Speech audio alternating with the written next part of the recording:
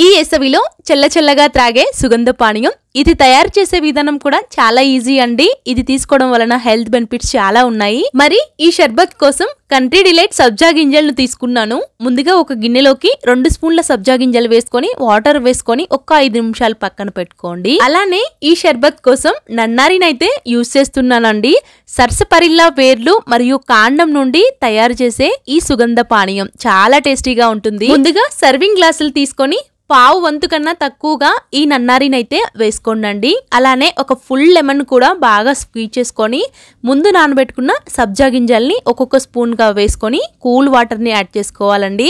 మీరు వాటర్ కి బదులు సోడా కూడా యూస్ చేయొచ్చు. తరువాత 2-3 ఐస్ క్యూబ్స్ వేసుకొని ఒక్కసారి మిక్స్ చేసి లెమన్ తో గార్నిష్ చేసుకుంటే టేస్టీగా నన్నారి షర్బత్ రెడీ. ఈ వేసవిలో ఈ డ్రింక్ తాగడం వలన ఒంటికి జలుబు చేస్తుంది. ముఖ్యంగా ఈ మండుతున్న ఎండలకి ఒక మంచి ఆయుర్వేదిక్ డ్రింక్ ఇది.